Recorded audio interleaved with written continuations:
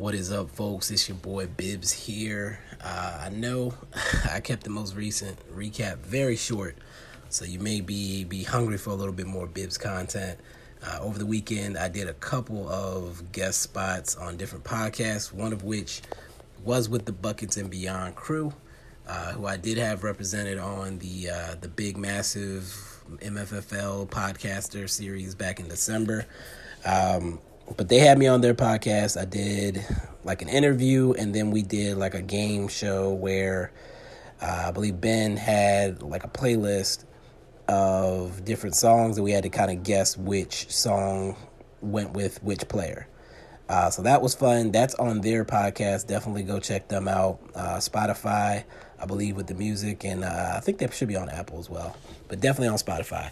I retweeted the link. If you need the link, hit me up.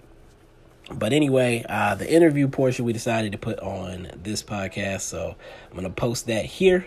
I definitely enjoy it. I do go back into some of my history here in the beginning. I think the first half is like just background info on me, some stuff you probably have not heard yet, as far as like how I became a South Carolina fan, because I live here, but I'm not from here originally.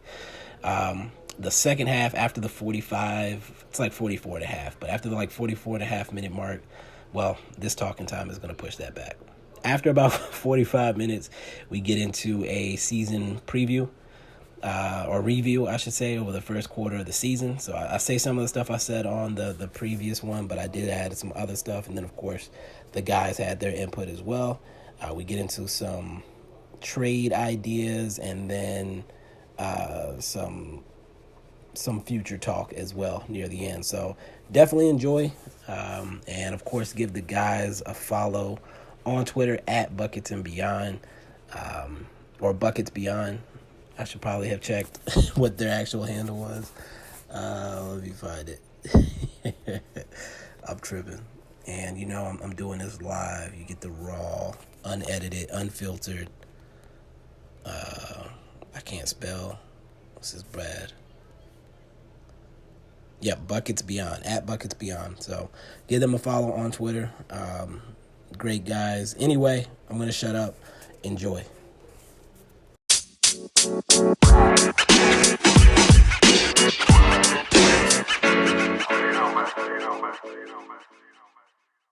Introducing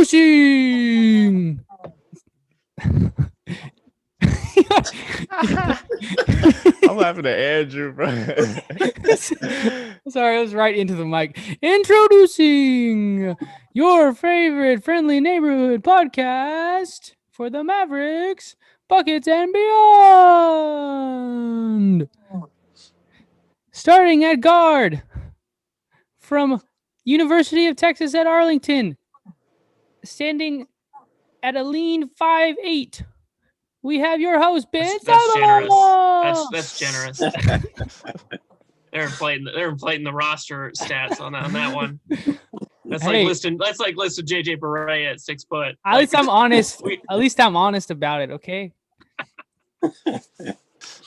And at forward from the Rosemont Bisons, it's the one and only goon, Andrew Bennett. Oh my gosh, happy to represent the Bisons here on the pod today. I never played for the Bisons basketball team, unfortunately, though. I did, but that's for another pod. Who knows? Okay. Moving on, who we got at center? At center, because by default, because he's taller than all of us.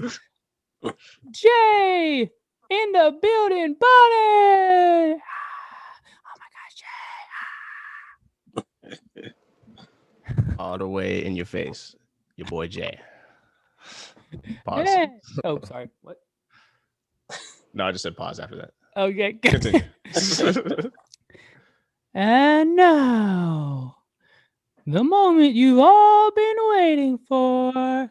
It's your favorite Mavs Twitter account, the only one that knows what he's talking about. It's Bibbs from Bibbs Corner. Oh my gosh, he's in the building too! Did you mean to rhyme that? Not really. The only one. Yeah, that was solid. I like He that. was a rapper in his past life. We need to rhyme all of our intros. Actually, that's Try. No pressure. So like when Jay, come with the Give me that beats. come with the bars next week. Oh yeah, Beats and the bring bars. it. We got Ben Seibel in his hand, a Bible. We got the Goon Bennett. You never know how he's gonna be up in it. I don't know. Hey, okay, I like Okay. that. Good recovery. You salvage that one. And our guest, the coveted, Ooh. the respected, Mm. the one that's you. Oh, It's I can't think of nothing. That Bibbs is tough. No, Rosa Bibbs, bro. Bibbs. Gibbs. Bibbs is back, just like the McRibs is back. okay. There you go. It's Okay, Michael there we go. Bibbins in the building. I'll We got Buckets and Beyond. It's something on. There you go, freestyle. Ooh, that was nice. My music's on Spotify. I can't Just freestyle, but my just every week we're workshopping something. Pretty much, yeah. We're gonna try a Just- different one. just in the shop. Okay, now that we finally introduced everybody, yeah. After 30 minutes. right, yeah. Oh, look at the Yeah, time, that's all the time we got, folks. Yeah. That's all we got. man. Hopefully, Hope we you- didn't scare anybody off there. Yeah, seriously, guys. I'm sorry for the workshop we just did. We're just trying to get used to this new intro that we're doing, but really, we're just so excited to have Bibbs here. I know I'm speaking for all of us because as someone who's new to Mavs Twitter, I guess when we joined like in October last year, I remember specifically that every time I saw something from Bibbs, it was either hilarious, like extremely accurate to the reality of the situation, or like a well thought out opinion. And there's other things he does too, but frankly, on Twitter, there are, how shall I say, trolls that say dumb stuff that is based off of nothing. It's like they haven't been watching the games or something like that. And as a Mavs fan, for me anyway, I don't know about the other guys, but your Twitter profile was like the breath of fresh air that I needed.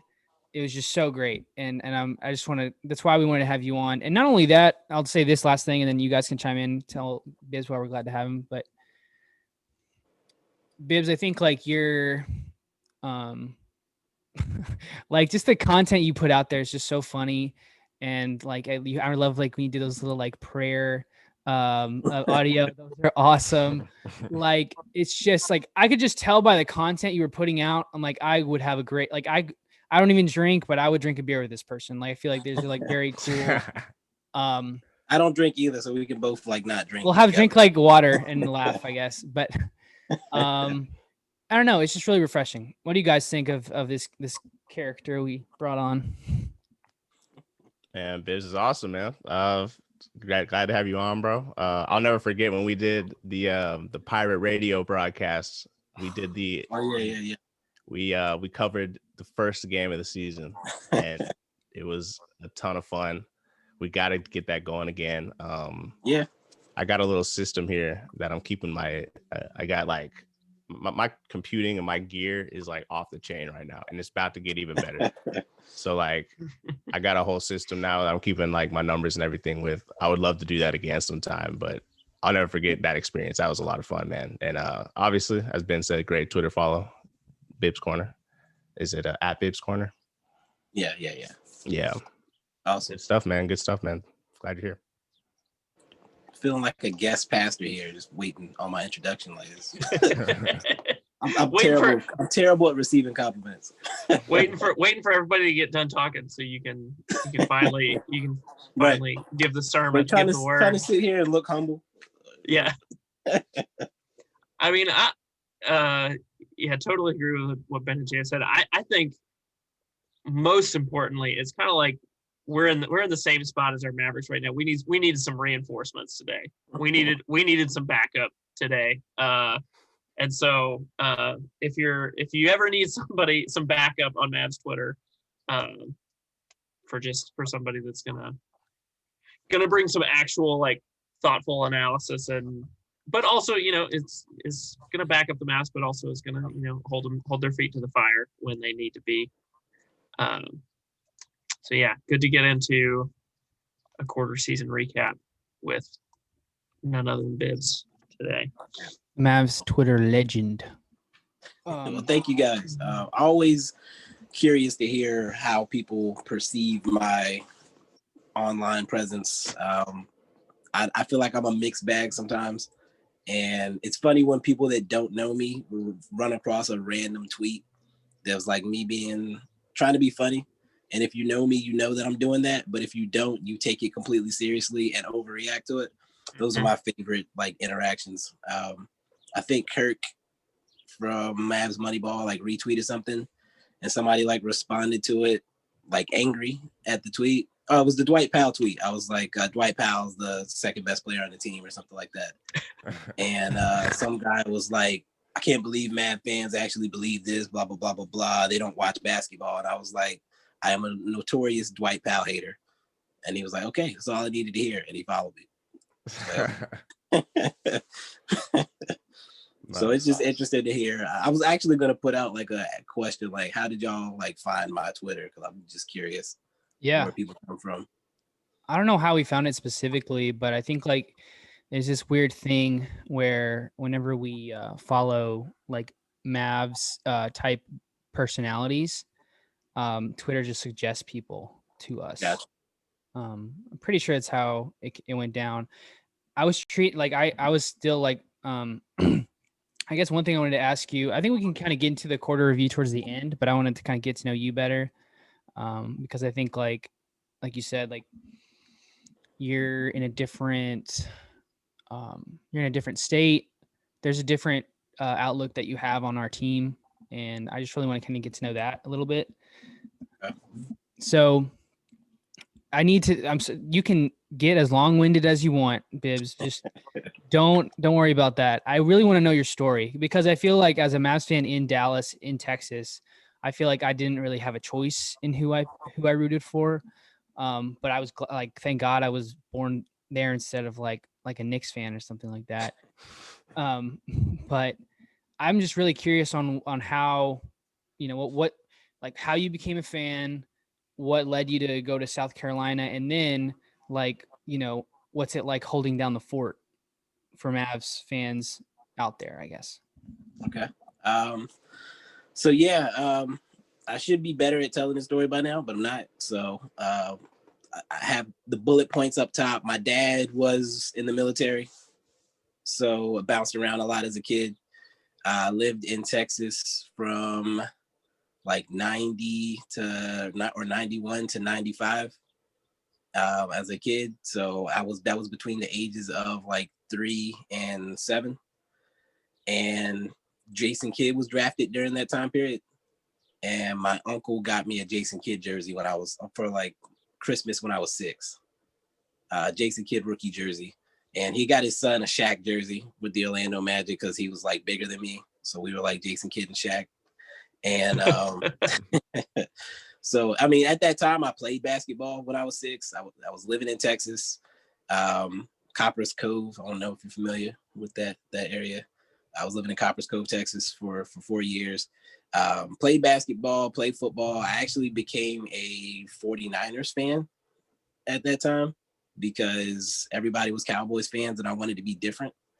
So I probably wouldn't have become a Mavs fan if I was picking an NBA team at that time. Even though they sucked, so I might have embraced it. I was weird as a kid already. Like I don't like front runners.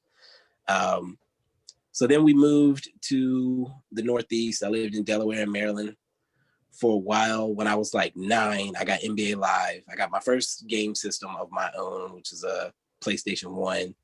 And I got NBA Live. And I remembered Space Jam. I remember Sean Bradley from Space Jam because he was like this really tall, freaky looking dude. And I was like, what the heck? But he had the same jersey on as that one my uncle had gotten me. So he stood out. And then when I got NBA Live, I wanted to play with that team because I just was familiar with what they look like. They had this weird 7-foot dude that could shoot threes. And that was pretty much, I was like, yeah, this is my team.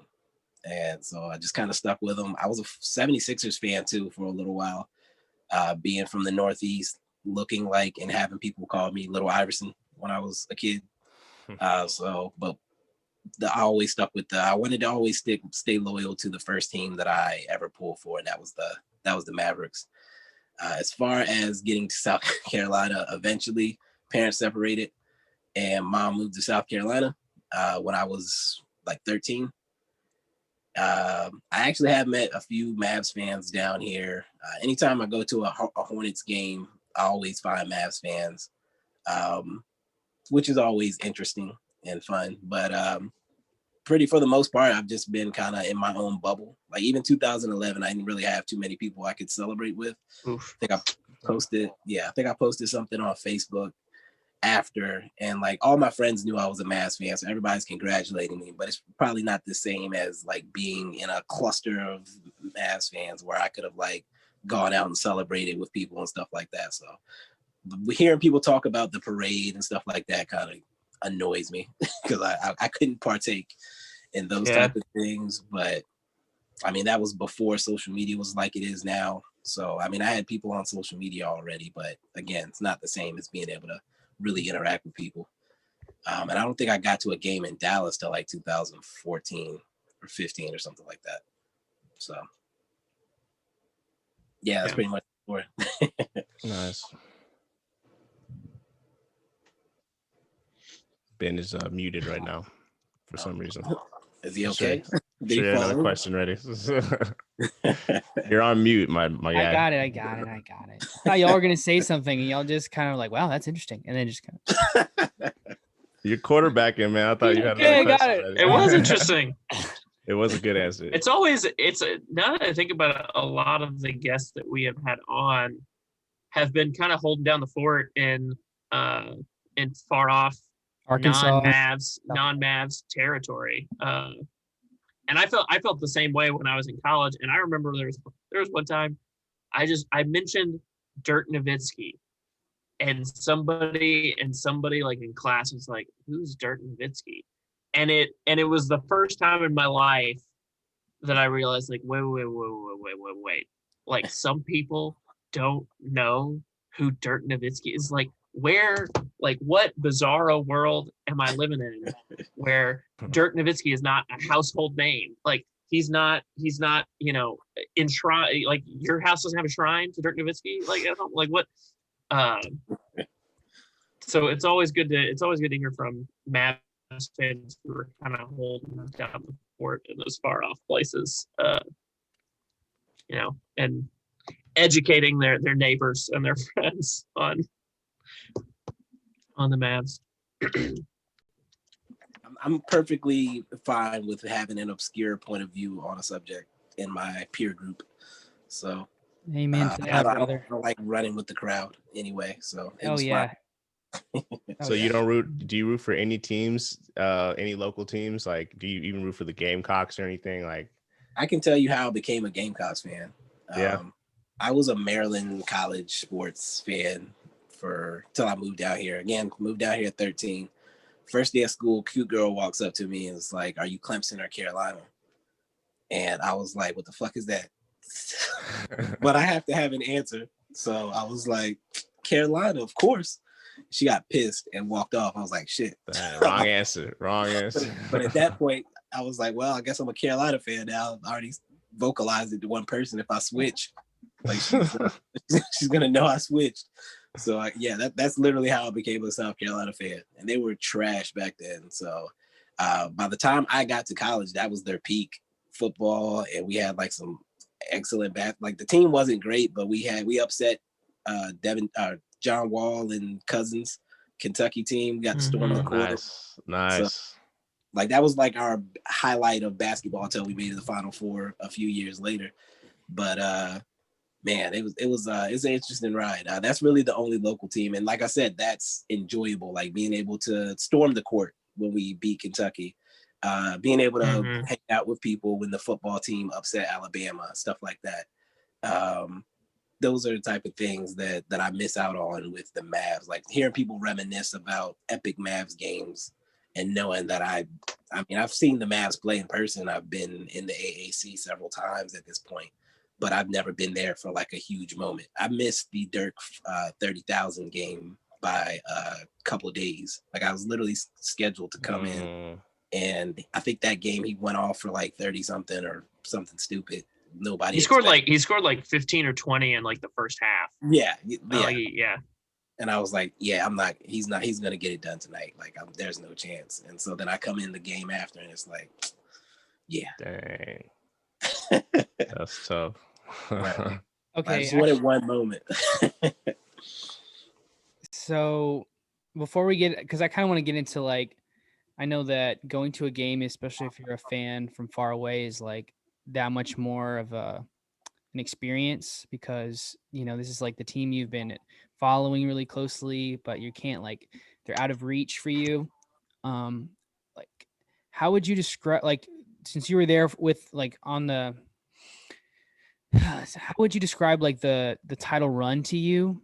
Because I'm always curious on like what other MFFLs like were thinking during that time. Because I remember like being really stressed out, but I don't know how, like, I'm curious on what you felt, and then we can all kind of talk about like, you know, looking back at that team. So I think I tweeted actually early in the season before Karan Butler got hurt. I tweeted something like, I think this is the team that can do it, or like we're going to the finals or something along those lines.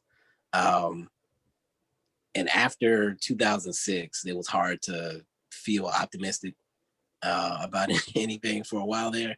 But that team just felt like Jason Kidd had gotten into a rhythm. I think for when a team brings in a new point guard, that first year is always tough, a distributing type point guard. So like, for example, you look at the Jazz right now. Conley's first year last year was rough, but right now he's a maestro on that team. And they are the number one team in the league. And it was just kind of that kind of vibe where everything was clicking, everybody was rolling. Dirk didn't have to score 40 for us to be competitive. And, you know, we had anything that somebody threw at us, we had an answer for. So I just felt right. When we got to the playoffs, I did not like the matchup against the Blazers. But I was like, you know what? If we're going to do it, we're going to have to beat some teams that maybe aren't great matchups.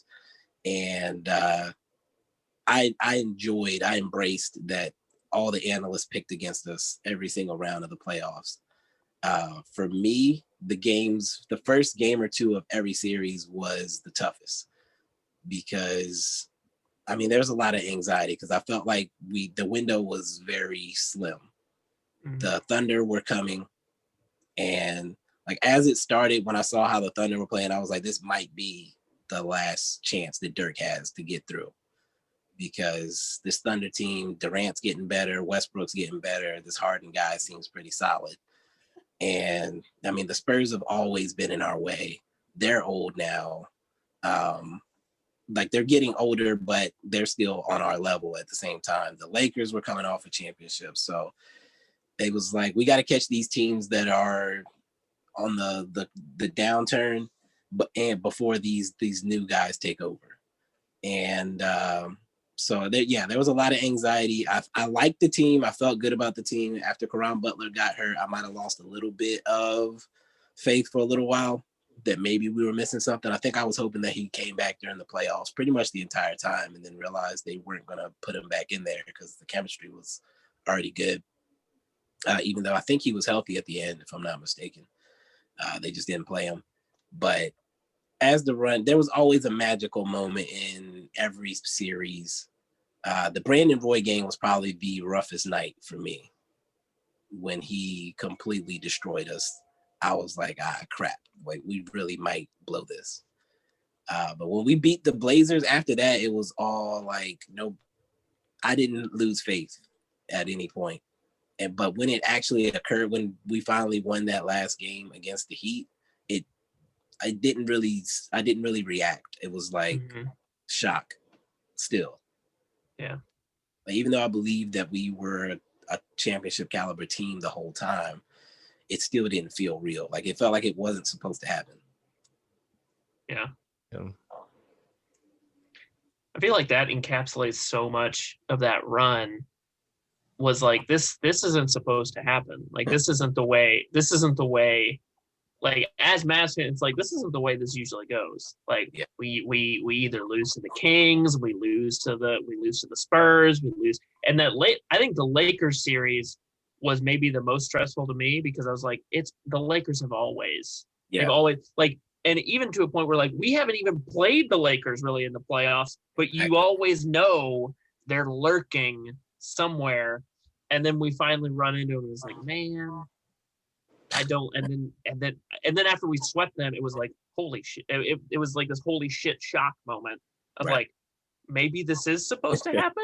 Like, maybe there's something in the water. There's some special sauce somewhere in this that's but absolute shock is a great way. You couldn't have scripted a better run unless you somehow made us play the Spurs instead of the Blazers. Like, yes. Yeah. And that was my favorite part of it, was like, nobody can take anything away from Dirk after this. Mm-hmm. Like, he beat Kobe and Powell. He beat the upcoming Thunder with Durant, and he beat the big three in Miami. Like, you can't say he swept the Lakers. He swept the Lakers. That was the last time Kobe was playing in a competitive playoff series. Freaking, they had to He retired Phil Jackson. Phil Jackson.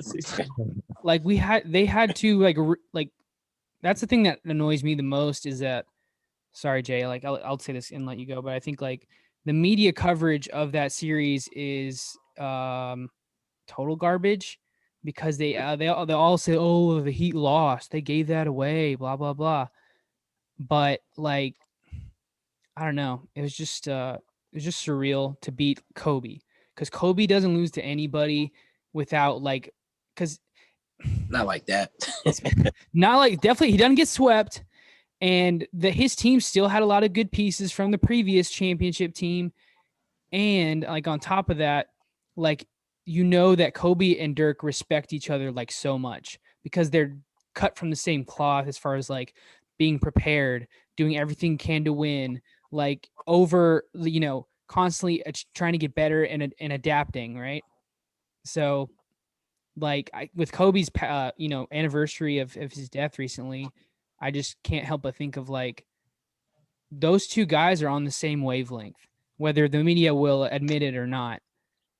So that's kind of like a cool thing that I think, like, we as Mavs fans can kind of, like, cherish and hold on to. Sorry, Jay, you can go. Oh, you good, man. You good. Well said. Well put. Yeah, sweeping the Lakers, that's the craziest thing. And, like, that's the most memorable part for me, just because my friends at the time and a lot of kids in my high school, I was a freshman in high school when we won. A lot of them were Lakers fans. So, like, I'd see Lakers jerseys at school and things. And I was also playing basketball at the time. I was not good. It was He's so pretty frustrating. Good now. I have footage. He's actually pretty good. I was really short. I was 5'2", and that's not an excuse. I was 5'2" too. Yeah, you're short. Got him. Yeah, that's no excuse. It really is no excuse. Like, there was no excuse for the way I was on the court. But like, I was underperforming on the court. I was a Mavs fan. Like, the Mavs are the underdogs in the series. I just remember going to biology class and, like, hearing these hating fans, bro. It's like, man, so you got the Lakers next. Like, what's gonna happen next, man? Like, you gonna beat the Lakers?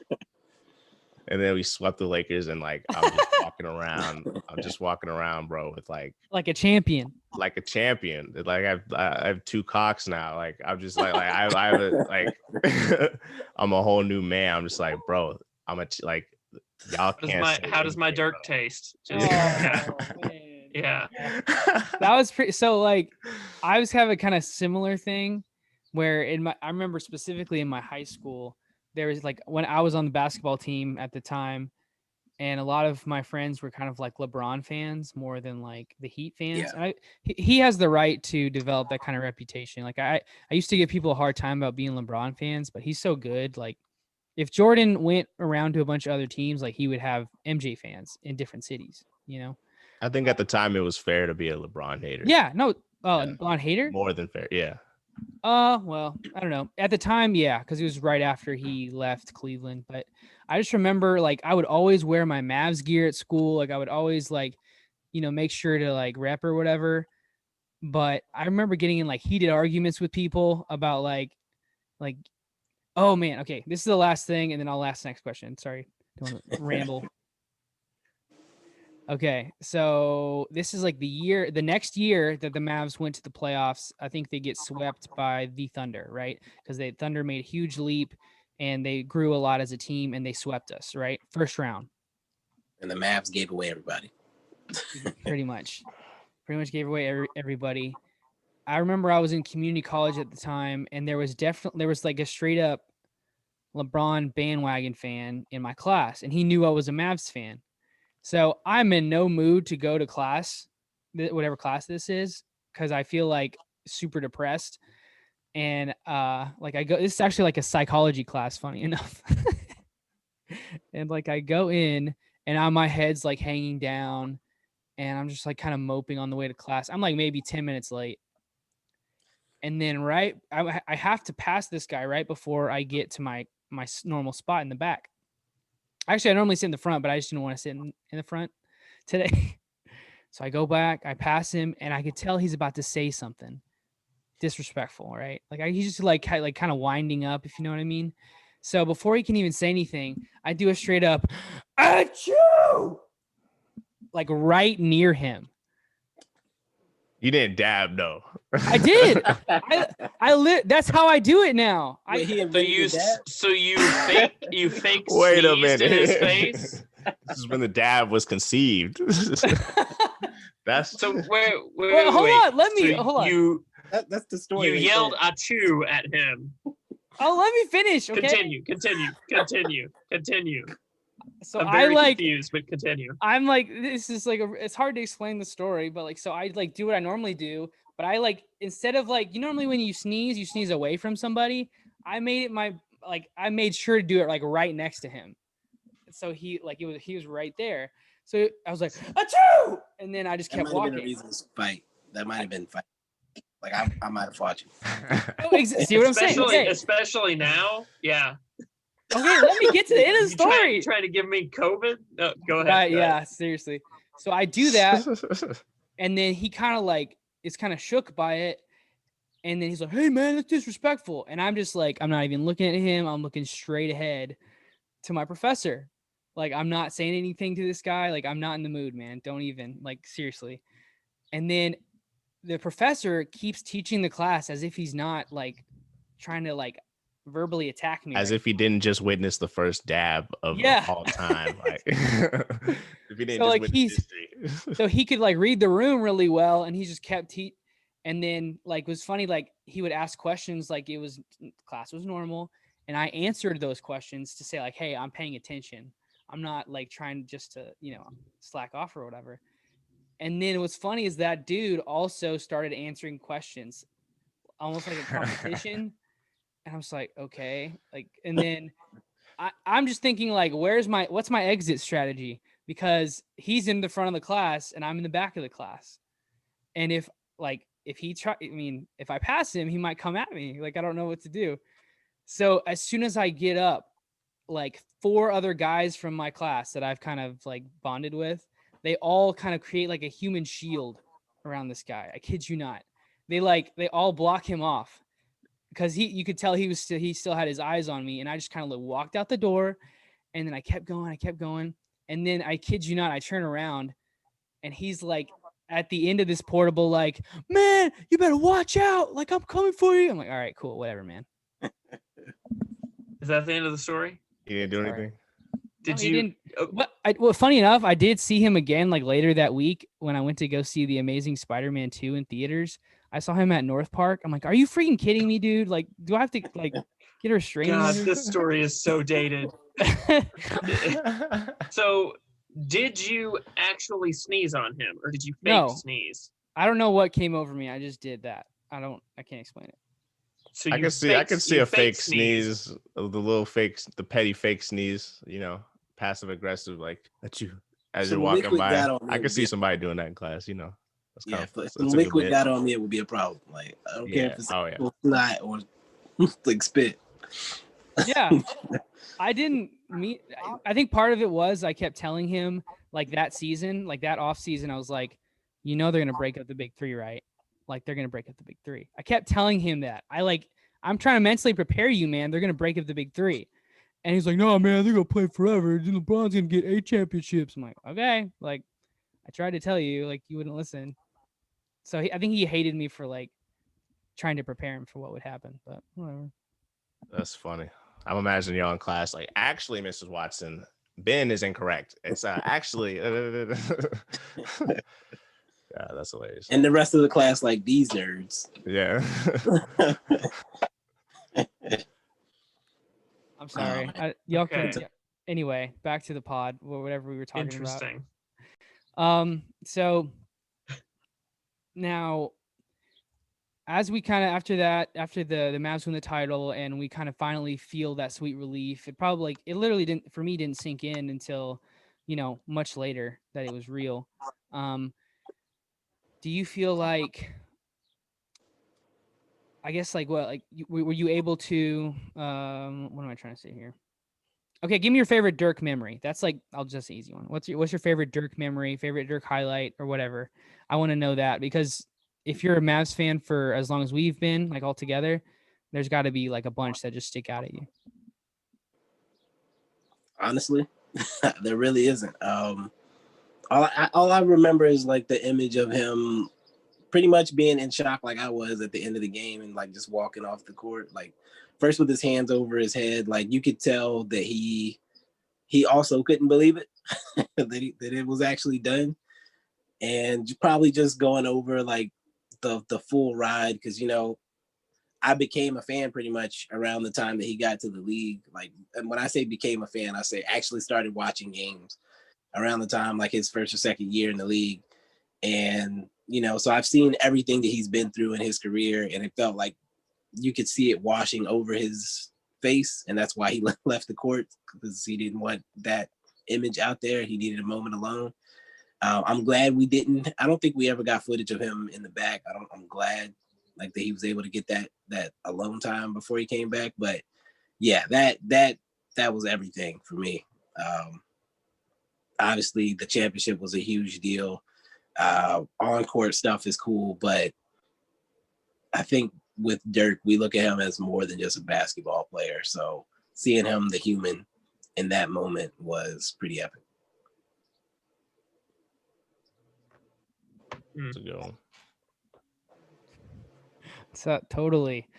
I think I'll ask a couple from the past, and then we'll get into the state of the Mavs. But I think, I guess, like, were there any other teams that you remember that you really enjoyed watching, like after the Dirk championship team? Because I feel like even though we weren't necessarily like contenders a lot of those seasons, I think there were some really fun teams to watch, like regardless. Yeah, and the years kind of run together for me, but I was a fan of Collison when he was here.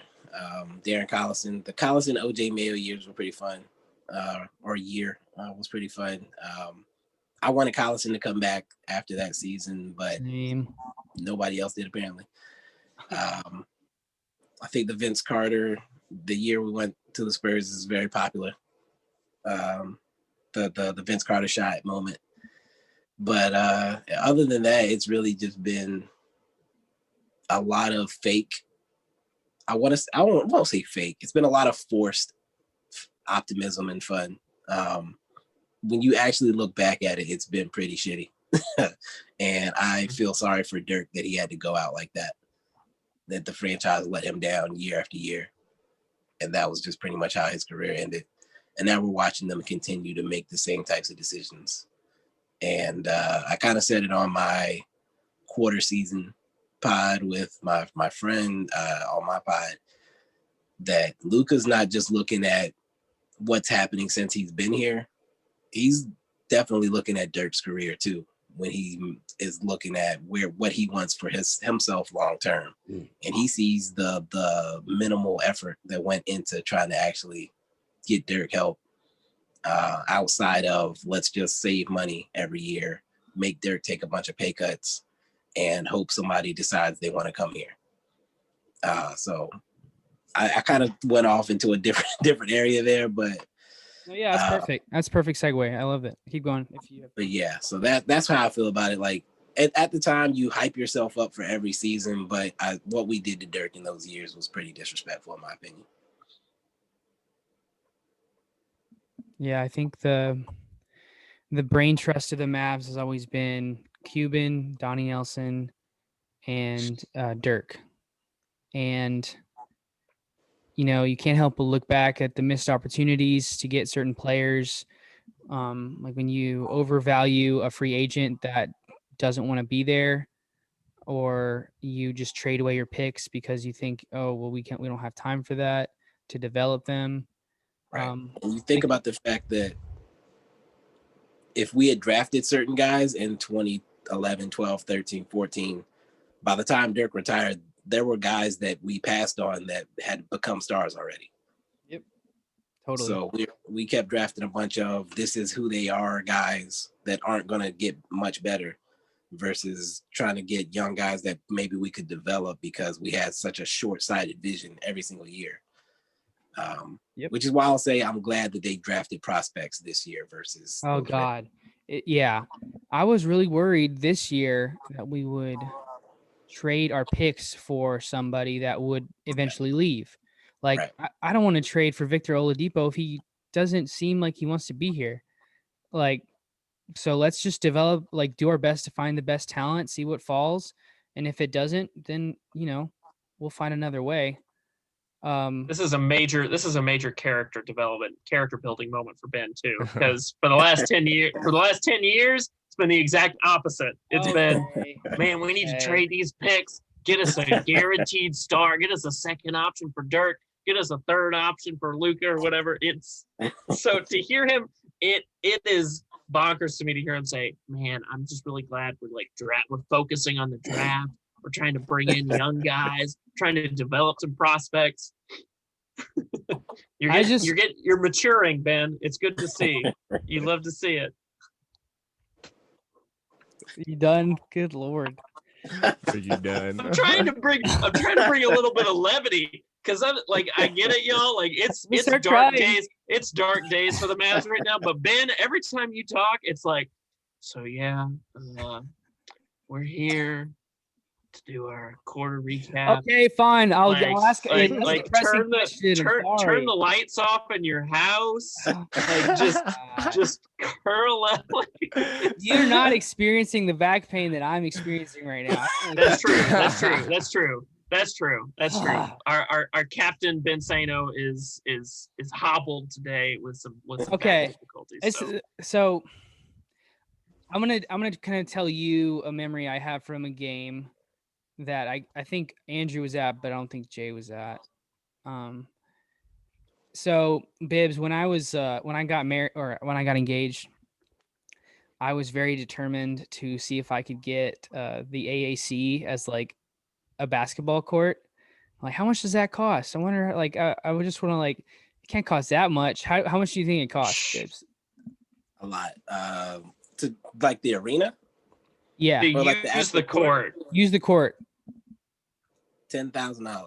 Wow, he guessed it. Oh my God. Yeah.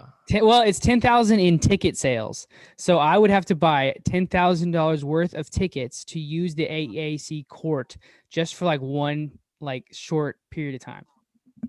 Like an actual ticket, like you have to buy a courtside seat to have that access? No, $10,000 worth of tickets. So like a season ticket holder how long can you take like 10 years to do it? Just be like, hey, I'm gonna buy $10,000 worth of tickets over the course of 10 years. Over the next like 20 years. No, okay, look, okay. So I'm a huge Mavs fan, and I don't want to go to like a strip club or whatever for my bachelor party. So I literally just like said, okay, I want to go to a Mavs game with all my guys, fly in, drive in, whatever.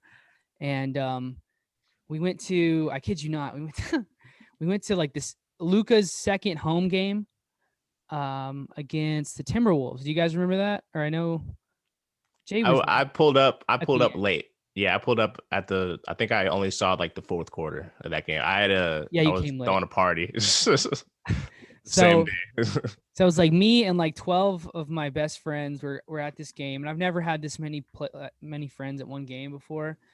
And by that point in the day, like everybody had really gotten to know each other really well, and they were all like bonding in a weird way that I didn't like expect. I kid Bonding by clowning on Ben half the time. Pretty much, yeah. It's just lots of that. We'll have to do another pod that's dedicated to like what happened at the bachelor party. It's such a weird bachelor party. Anyway, long story short, we went. So that's the Minnesota team that had Derrick Rose, and this is the Mavs team that had just drafted Luka. This is I think it's his home game debut, if I remember correctly, because he played the Suns the day before. So what do you guys remember from that game? I already said a lot. What do you guys remember from that game? I remember it was a high scoring affair. It was like 140 something to 135. It was something crazy. The score was ridiculous. So like it was like back and forth scoring. It was like boom, boom, boom. It was like just a shootout. I remember that being exciting. And so like the numbers were ridiculous too. Everybody was putting up crazy numbers. It's a good game. And we won too.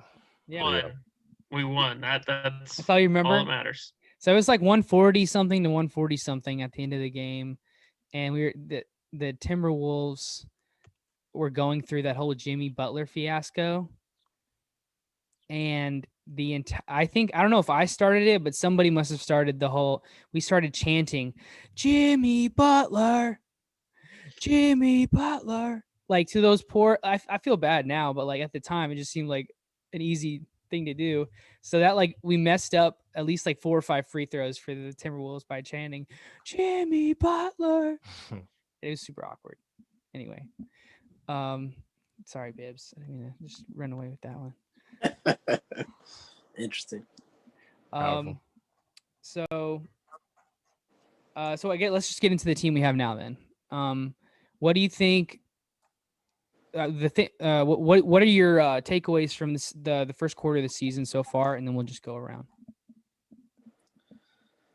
Okay, Luka is good at basketball, and almost nobody else on the team is. Maxey feels like our second best player right now, realistically. I think somebody pointed out we were 5-4 with Maxey and we're 3-7 without him. And I know some other guys were out in that time period, but it's like, I think I had already said that Maxey and DFS are probably our most important players behind previously Luka and KP, but right now I can't do this KP thing with him playing right now like he did at the beginning of last season when he had not played with Luka before. Is frustrating, and like he looks like he just got here and off a trade or something, and so that part of it is really killing me right now. Tim Hardaway Jr. I've always been annoyed with Tim Hardaway Jr. When I pick my fantasy teams, I prefer consistency versus a guy who can be 30 points one night and 5 points another night. I would prefer you be 18 every night than to have those fluctuations. So Tim Hardaway Jr. can't stand him for that reason.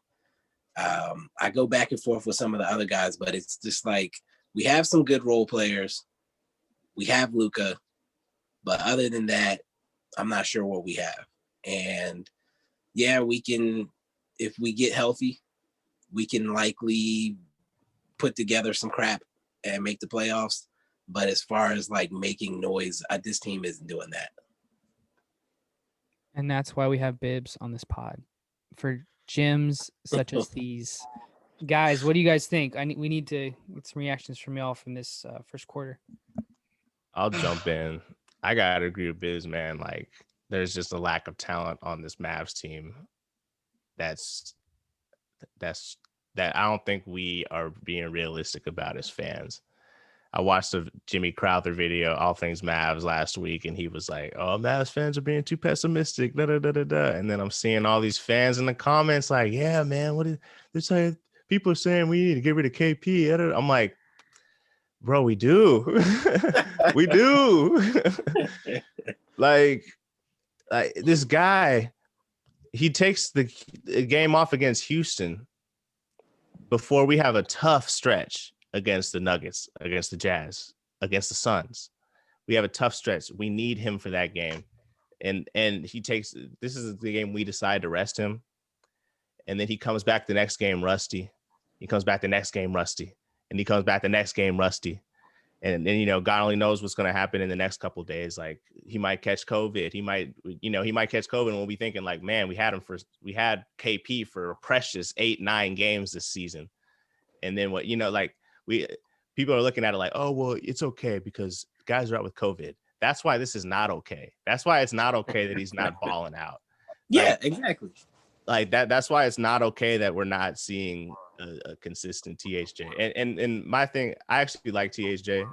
I've been kind of harsh on him on the podcast in the past. Like I don't remember if I would call for him to get traded this offseason, but I was perfectly fine with seeing him go away for almost anything. I was very happy to see that he was in trade talks and things. So sorry, Tim, but I just think he doesn't fit with this team, man. I think he's being asked to do too much. He's not built to play multiple positions. He's not built to defend bigger guys than him, man. He doesn't have the skills to do that. He can shoot the ball really well. I think that's really, that might be where it ends with him, man. He might be just a great shooter, and that's what he should be. But on the Mavericks, he has to be a playmaker. He has to be this. He has to be that. Like, it seems like he's got the ball all the time. Like, it seems like he's chucking the ball a lot. It doesn't feel like he's playing his part, and it feels like he's a square and a circle, whatever the phrase is, circle and a square peg. It's a mess, and guys just lack ability. That's the theme with this team, I would say. Is a lot of trying to get guys to do things that they don't do. Yeah. And that's one of my least favorite things in basketball. And I almost became a coach because I had a coach do that to me. I think players are best suited when you play them to their strengths.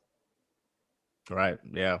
I completely agree, man. And that playing people to their strengths is one thing that, I've been a little disappointed in. And another thing is like certain people that we just seem to hold on to, and I just don't get it, man. Like, I don't know, like Dwight Powell, bro, if he wasn't such a nice guy, if he wasn't beloved by the staff, would he even have a job in the NBA? Like, he played really well last night, like really well. To the tune of relative 6 points to and the 5 boards. yeah, really well relative to the rest of the Mavs. Like, he brought the heat last night. Yeah. That vibrate going. Yeah. He looked like I'll say he looked like he wanted to be there. He looked like he was playing for his life, which he very well might be. But would he even have a job if it wasn't for the Mavs? Would some of these guys on the team even be working now if it wasn't for the Mavericks? And we should have gotten rid of him this offseason and done something. I feel like if we do, I don't know, if we have another offseason like last offseason, if we don't grab another big guy, if we don't, not a big guy, but a big scorer rather, then I really don't think Luka even would want to be around the Mavericks anymore. Like I wouldn't, when I want to be putting up 30 points a game and and my coach is making these questionable decisions and I'm surrounded by guys who can't ball. Like, I don't know, man. I'm thinking Luka's might be asking his agent, what's out there for me? Because this is not how I would want to spend an NBA career, bro. So I think morale should be lower than it is. I don't think Mavs fans are being mean. Being mean is not the right way to put it. Being pessimistic enough, being realistic enough. We'll see how things pick up when this COVID thing ends.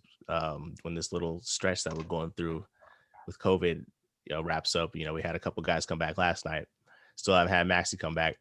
But we'll see how we get it together, bro. We haven't seen Maxey and KP play together, but it's hard to imagine that KP's gonna be like, oh, this is my time to ball. I feel like right now he's more likely to be like, oh, okay, cool. We have Maxey here, less pressure on me. I feel like that's more like more what we get from KP than the other killer mentality. So that's where I'm at. Sorry to go on for like 10 minutes there. That was great. Jay, hold nothing back. Yeah. I keep getting put in this weird position this season, especially, to be kind of like the resident optimist, resident underreactor. But yeah, we suck right now.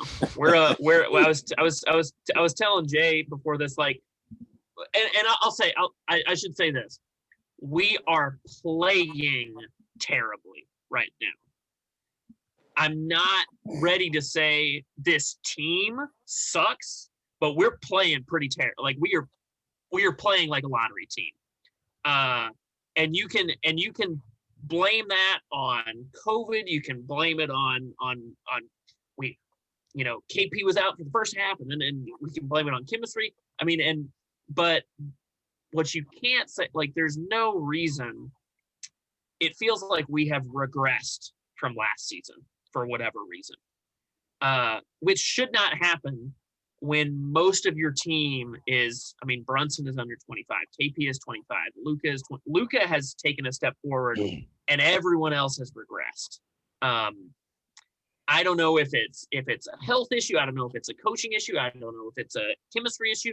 I don't know if it was Seth Curry was actually like Chef Curry back there last season, and he was the magic sauce that made everything work. I don't know if that was the thing, but we are playing like dog shit right now. But I'm not ready to say that this team itself is that bad. If that kind of makes sense. There's no bones about it. Like, and yeah, and Bibbs, what you said earlier about kind of, and you heard it a little bit in Luka's post game last night. He sounded like a kind of defeatist, which you haven't really heard from Luka very often. Like, most of the time it's like, I got to play better. Like, we're going to get him next time. Like, he always has like a very business-like winner mentality of brings himself into it. Yeah. Specifically. And yeah. I didn't hear and any this time, and he was still talking about like, we just don't seem like we care whether we win or lose. And I had this thought, like, maybe if everything you're saying, Jay, is true, like, I had this thought of like, man, this reminds me, what it reminded me of was like the mid-2000s Cleveland Cavaliers. Oh. And I was like, man, is KP just Ilgauskas? Oh God. Is KP just Sean Bradley? Oh, is he just a flashier version of that? Is Josh Richardson just a flashier version of Daniel Gibson? Is Jalen Brunson? Yeah, or Larry Hughes? Yeah, are these guys just the Mavs versions of Drew Gooden and all of these bums who couldn't help LeBron win? Yep. And if that's the case, then yeah, Luka's gonna be gone in 2-3 years. Like, he's gonna be out. I'm not ready to say that is what this team is, but it does bring some scary thoughts to mind when I just look at, like, man, like, Cleveland had a generational talent on their hands, and they couldn't put the pieces around. They couldn't support him to get him a championship, and now it's to the Lakers and to the Heat and to their benefit. So yeah, it's been rough. You gotta hope that once, everybody, we've reached that point now where, like, the next 18 games, there are no excuses. They're all must win. We have burned through all of our, like, Jay and I were talking before the pot, like, you dropped 2 to the Bulls, you dropped 1 to the Rockets when only like you dropped some games that you should have won. Now there's no margin for error. Like if you're gonna be a playoff team, if we're gonna be a contender, the rest of the way, there's got to be just a fire lit under some people's asses to play ball. But I struggle, and it is the other thing that I'll close with this. I feel like Bibbs, you mentioned like I don't know who this team is, or like I don't know, like and I feel like us as fans, we're like, well, KP's been out. Oh, well, we've had these injuries. Oh, well. And so we're unsure of like, is this the real Mavs? What can we take away from this game? And I feel like the Mavs have that has kind of like infected their team personality almost, of like they themselves don't really know who they are. Last year, we knew we're going to score 130 points. We're going to drop 120 on you. Like, we're going to run you out of the building if we can. And that was the identity. Like, we were the most efficient offense in the league. Like, we were like, let's go get some buckets.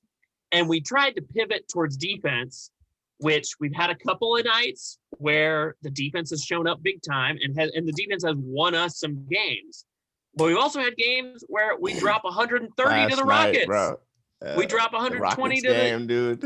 Yeah, we drop 138 to the Lakers. So I feel like everyone is kind of stuck in this vortex of like, it's like, well, we don't have KP. Well, I don't know. Are we an offensive team or are we a defensive team? Like, what's our mentality? What's like Luka's just gonna go get his and do his. And so I feel like our perspective of like, I don't know who this team is, has started to trickle into the Mavs mentality themselves of just, I don't know if they know what their identity is as a team. Which is sad. Okay. Yeah. Before y'all keep going, good God. Are you okay over there?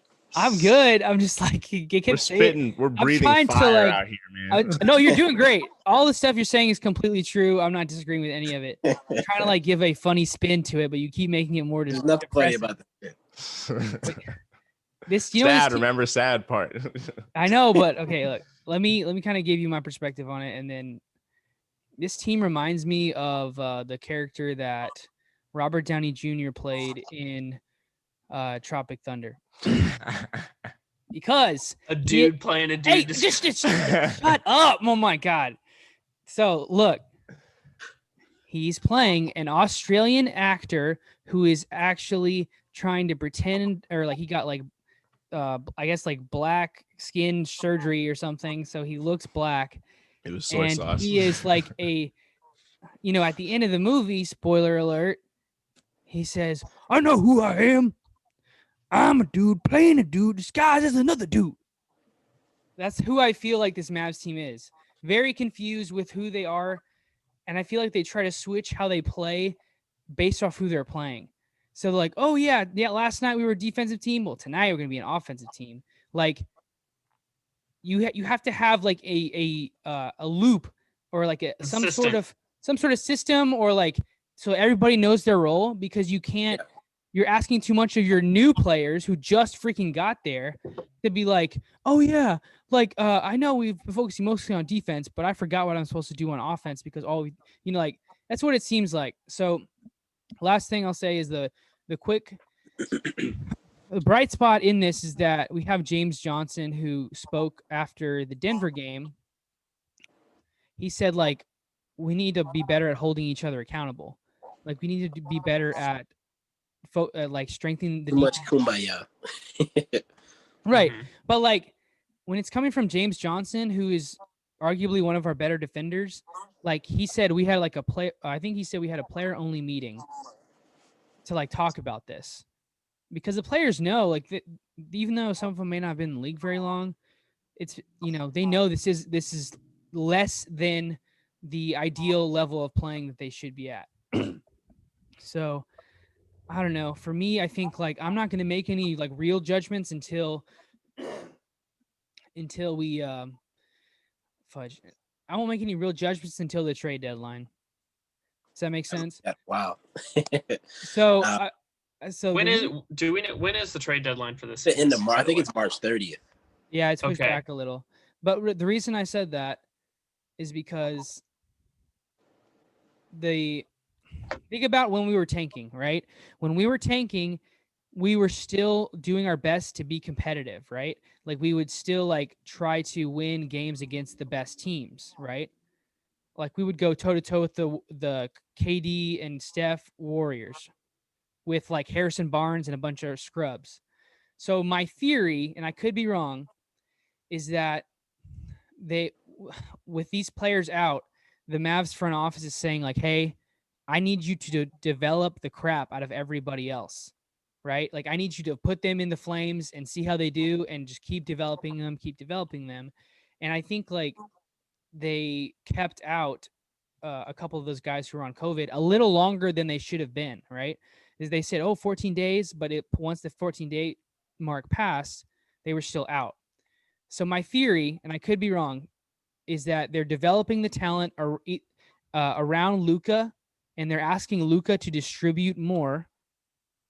Okay, to either it's basically like, and you're giving the other players on this team who are playing for their job an ultimatum. Either you play really well with Luka, who is like running point, or we're gonna we're gonna still give you playing time, but we're probably going to trade you. Does that make sense? I think you give them way too No, much. it does not. It It does not. It does not make any sense. Yeah, I don't So- like Isn't that. that not what's happening?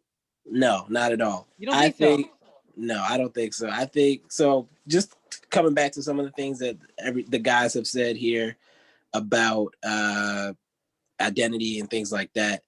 What I've watched, the Miami Heat with Jimmy Butler out and Tyler Hero's been out for a while, and they have 2-3 layers deep of players that do certain things in their system. Yep. And they can bring Gabe Vincent in and he can lead that team, and they look like the Miami Heat.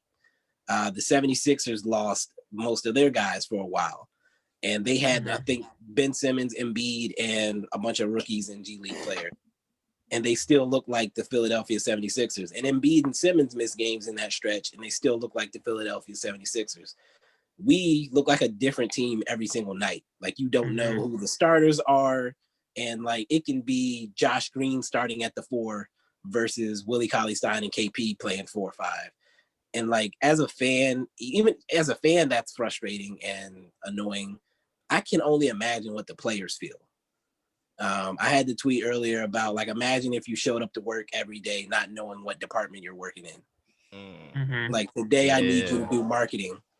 All right, tomorrow you're doing sales. And if you don't do one of them well, you may not get the opportunity to do one of them again. Yeah. Everybody's on a like you said, the kind of going back to what Ben said, the idea of playing for your life every time you're out there. That's not comfortable. You're not going to get into a rhythm. You're not going to come together as a unit when you feel like you're playing for your life every night. When Josh Green gets the ball and he's thinking, if I fuck this up, I may not play for 5 games. And when Richardson gets a shot and he's like, if I don't hit these buckets, they're not going to bring me back next year. And if I'm a free agent and I suck right now, I'm not getting a contract. Like, and you keep putting yourself in that situation where you're bringing in these guys like this on 1-year rentals and prove to me that you can do this thing that you've never done before in your career. And you put that pressure on Luka to elevate every single player that you put around him. You're setting yourself up for disaster. Luka shouldn't. Luka's not a miracle worker. Yeah, and that's not fair to him. Just because they're open doesn't mean they're gonna knock it down. Like, that's kind of where he's at right now. Yeah. These guys, like Richardson has not. I mean, I'll admit I'm guilty of it as well. Saying, hey, look, Richardson shot the same percentages that THJ shot before he got here, so maybe he can have a THJ revelation. But looking at it, when I had to sit down to do this quarter season, I sit down and think. I realize it's not fair to Luka to expect him to elevate every player. Like, even like Willie Cauley-Stein and Dwight Powell, like, oh, when they're with Luka, they can be this. No, we should be bringing in guys that already do things at a high level. And if Luka makes them better, then we're going to the moon.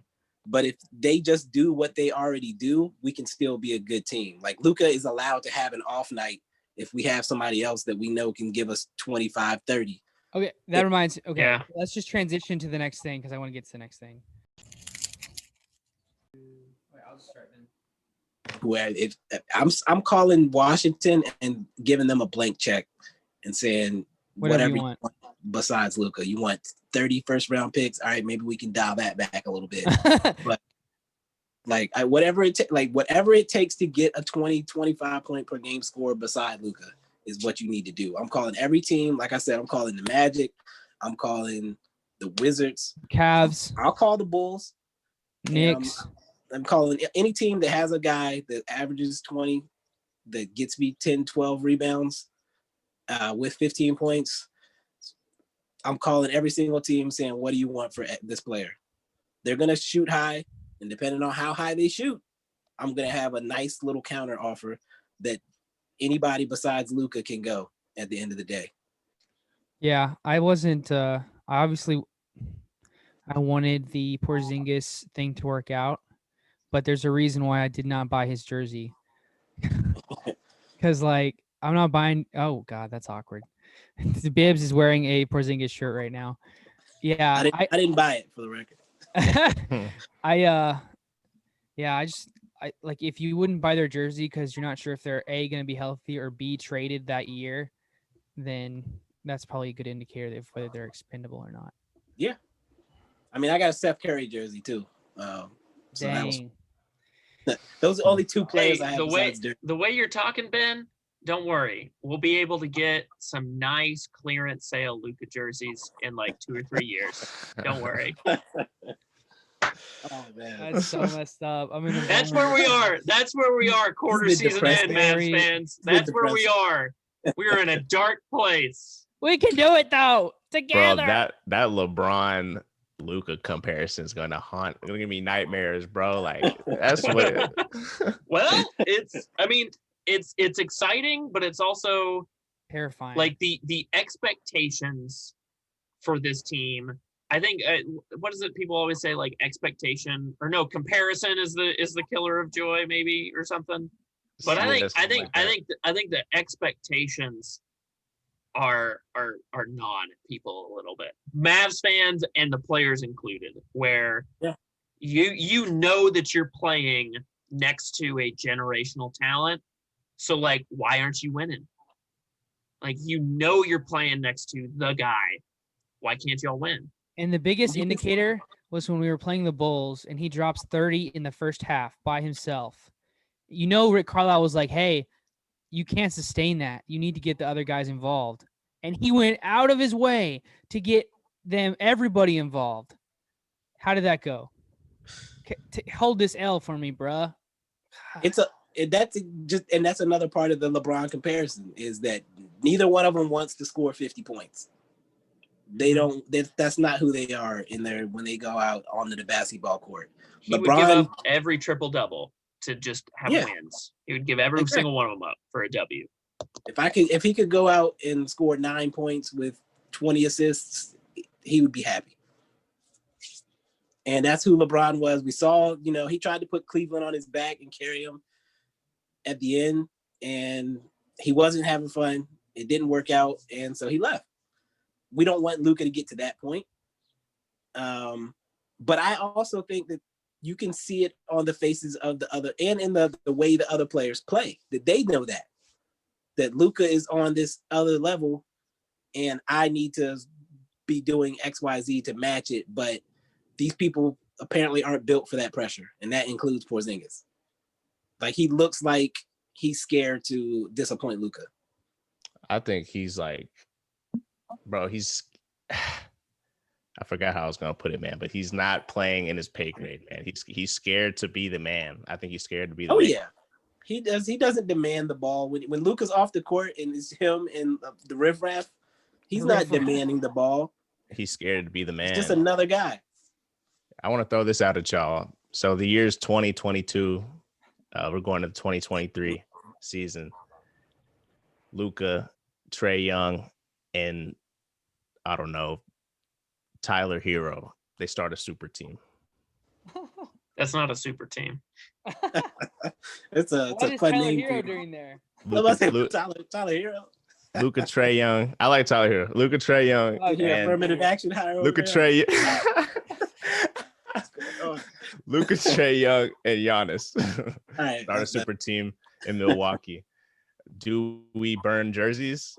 Do we like where are y'all at with Luka once he leaves? I'm not burning any jersey. That's extremely disrespectful. That irritates the crap out of me because like you don't. Like when they burned the jerseys in Cleveland, like what did you expect? Like he gave you 7 years of his prime. Like you have to be an ignorant basketball fan to do that. I hate that. Sorry. I understood them being that angry and hurt.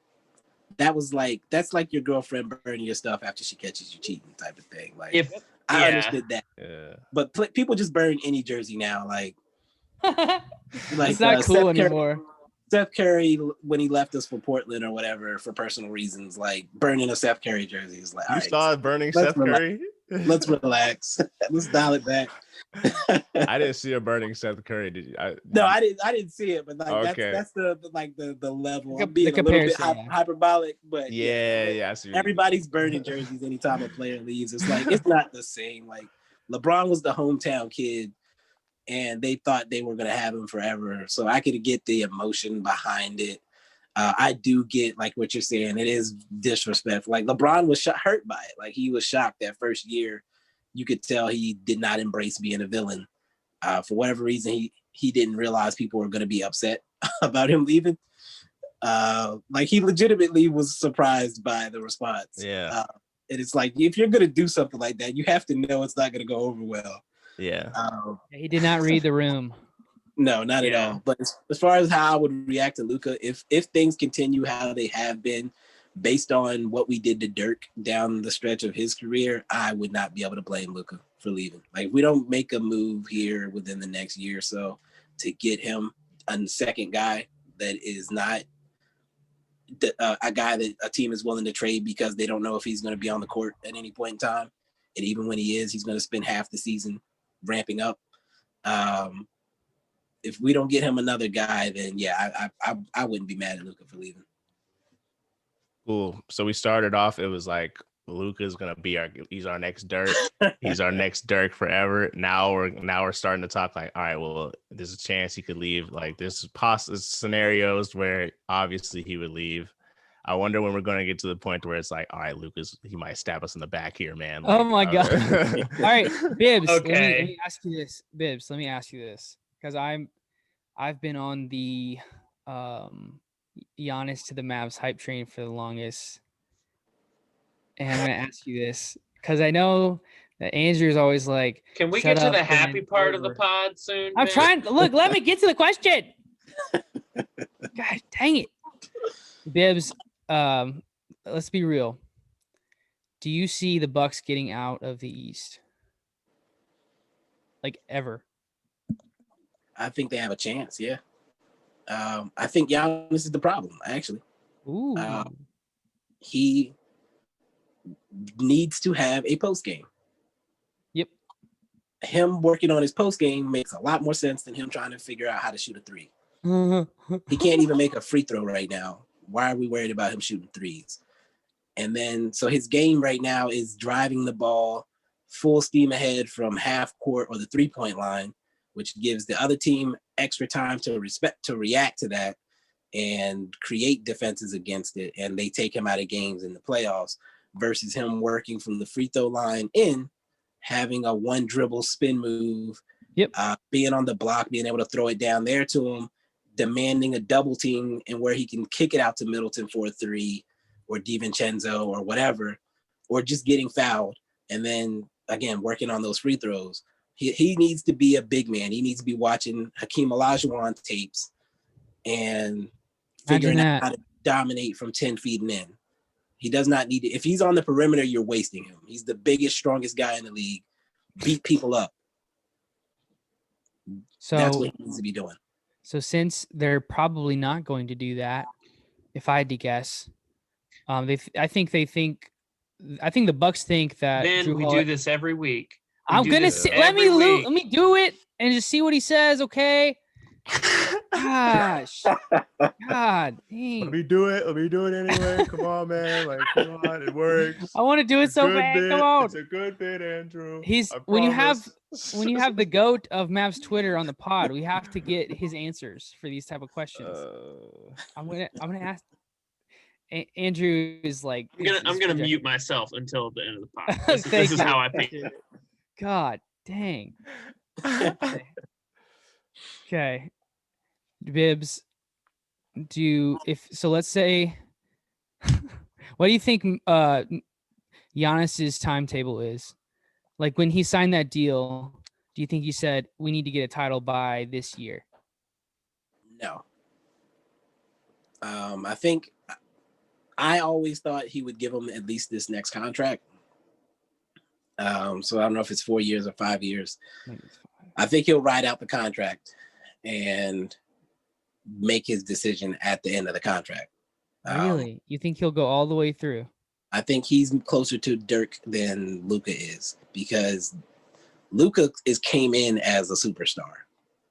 Dirk and Giannis came in as guys not knowing if they could survive in the NBA. A city embraced them, and they wanted to give payback to that city. Like I always tell the story about Giannis's first game check. He sent the entire check to his family and had no money to get a cab. And a fan picked him up off the street because he was running down the street to the game. And a fan picked him up and drove him to the game. Like that type of stuff. I think his dad passed away in Milwaukee, and I don't know if he's buried there, but he might be buried in Milwaukee.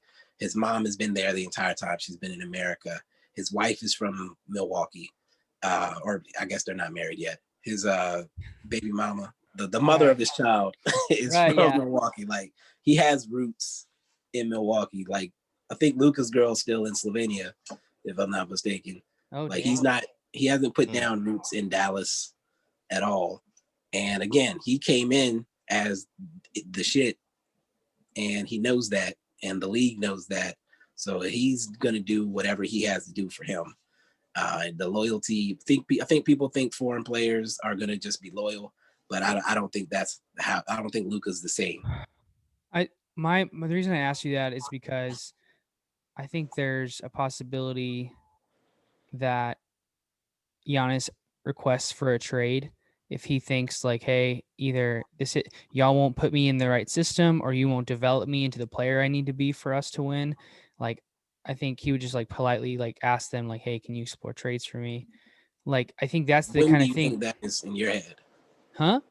How long do you think that's going to be for in your mind? I don't think I think like this is kind of technically a fluke year because of all of the COVID stuff. So I wouldn't say after this season, but if they don't make major upgrades next season, I can see that being a very real possibility. Just because, like, if let's say that the Nets in Brooklyn figure it out, like, there's no way that the Bucks can get past the Nets, or now the Sixers are good. Like, all these other teams that keep leveling up, I just don't see it. I'm gonna say it again. I said it last pod. Ben, you're smoking crack. You need to put the crack down.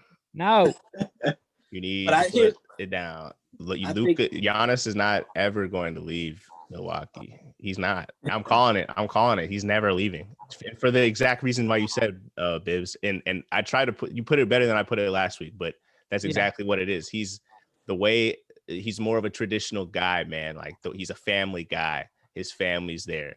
He's not a star like Luka is. So he's not going to behave the same way. And also he's a Euro in the more stereotypical Euro way, where he's not as focused on the rings. He's not an American, he's not a young black dude who just wants bling and rings and all that. You know what I mean? He's an African Euro guy who's happy he's even made it this far.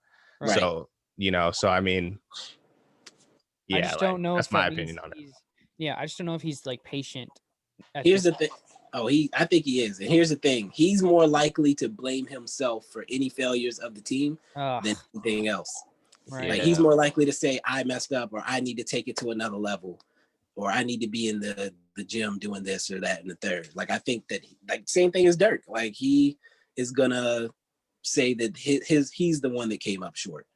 He may have hopes and expectations as far as roster construction around him, but when it comes to on the court performance, he's not the type to blame other people, I don't think.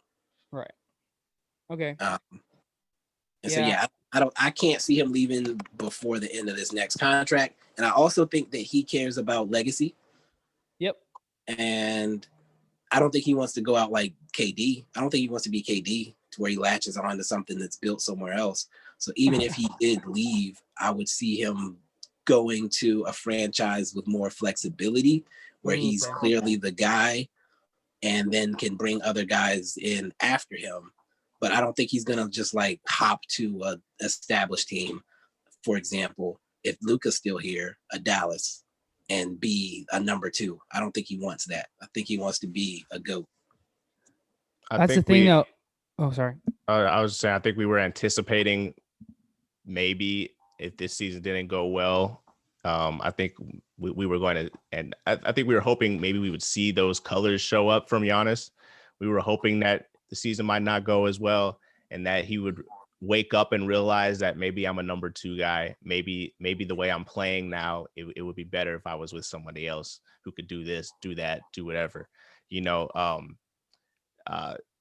Giannis is on my not a winner list. I'm not taking your bet that he's not going to win, but I don't think that he's a champion on the Bucks as they're currently constructed. I don't think I don't see them winning on this contract.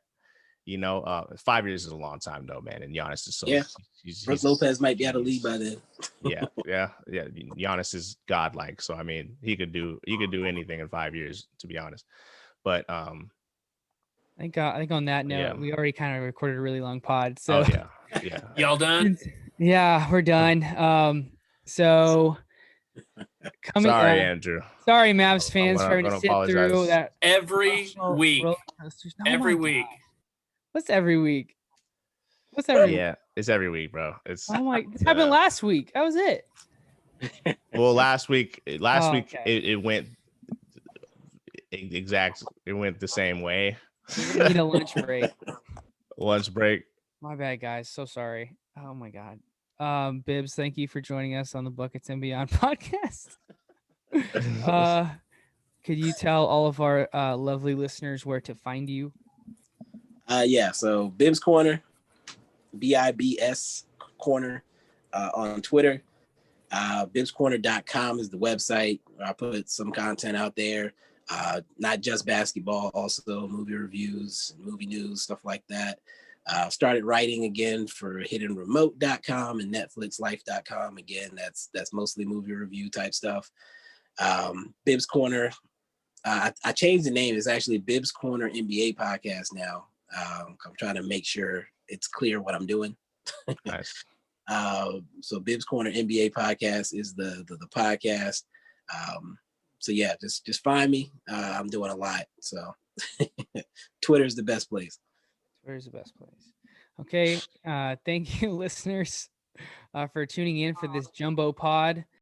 Thanks for listening, guys. I'm your host, Ben Seibel. We've been Buckets and Beyond. We out of here. Adios.